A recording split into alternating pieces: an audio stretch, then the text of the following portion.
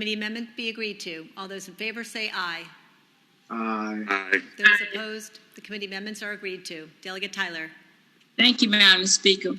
House Bill 2305 will require the Board of Education to develop guidance on the governance of the academic years at governor schools, including communication and outreach practices, admission policies, and guidelines on diversity, equity, and inclusion training.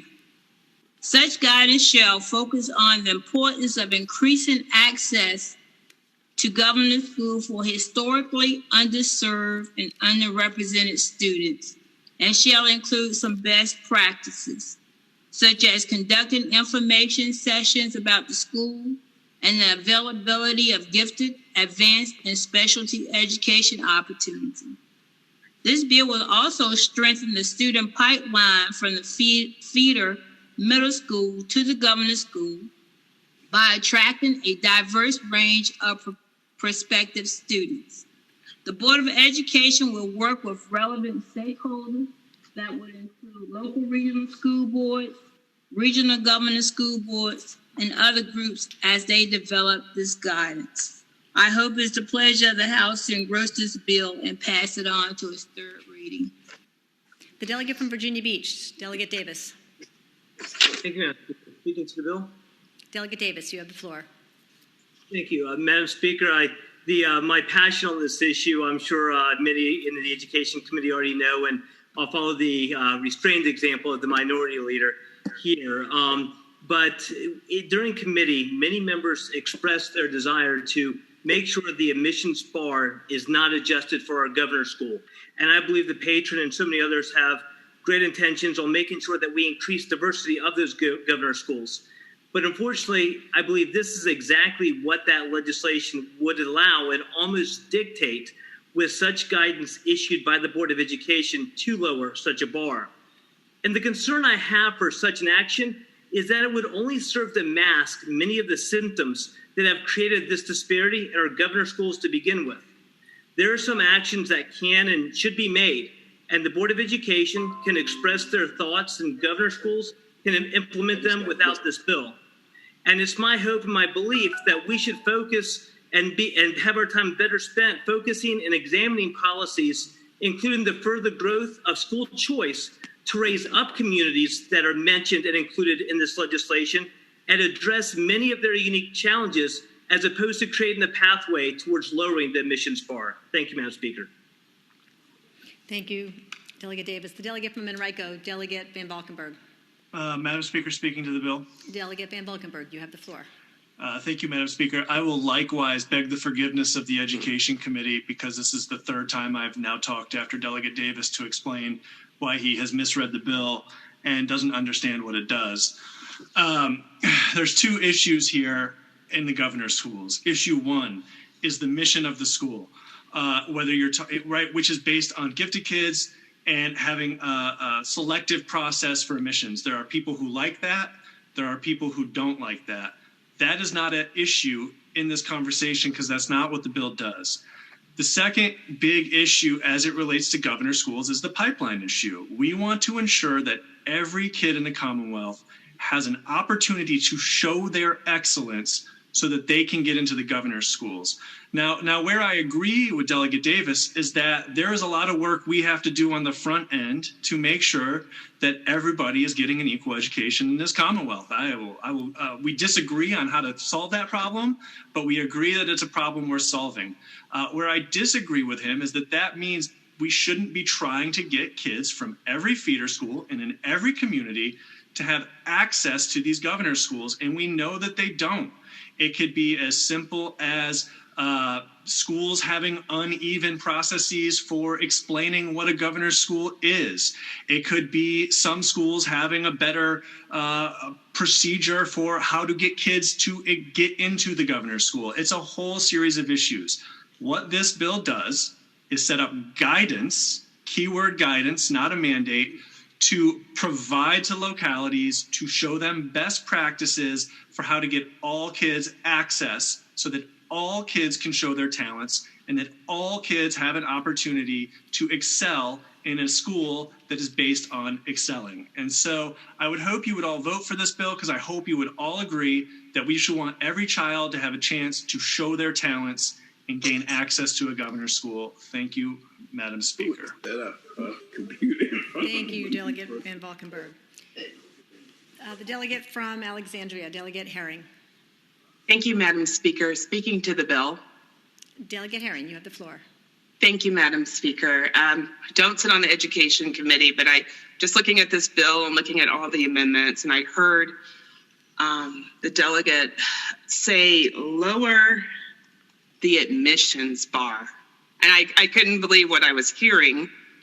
And Madam Speaker, I just sort of, it struck me. So I had to look back at the bill and the language in the bill. And I guess to the good delegate, prioritizing underserved and underrepresented students is somehow lowering an admissions bar. I would say, Madam Speaker, not only is that short-sighted, it's very offensive, Madam Speaker.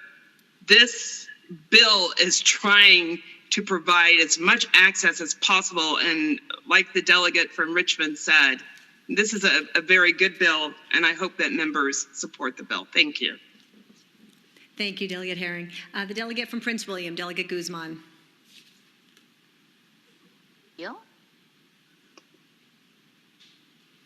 The delegate from Prince William, Delegate Guzman.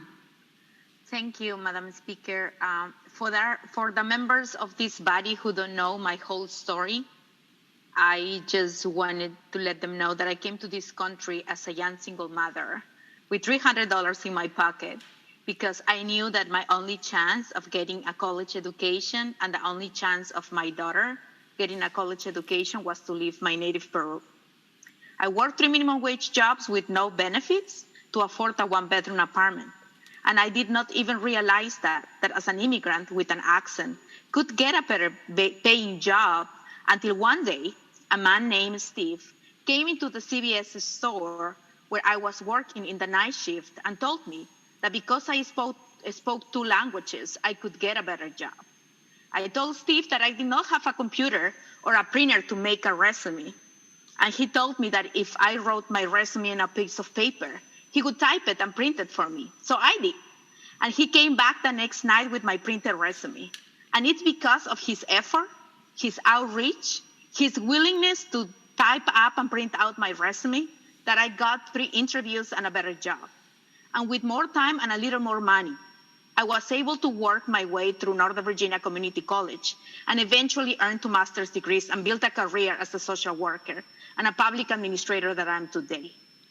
My colleague, Madam Chair, Tyler's bill, House Bill 2035, will ensure that all of Virginia's children have a Steve in the admission offices of our governor's school, doing outreach to the families who may not have computers and printers, the families who may not know about the governor's schools even exist, and the students who may not yet realize the depth of their own potential because no one has ever stopped to see it.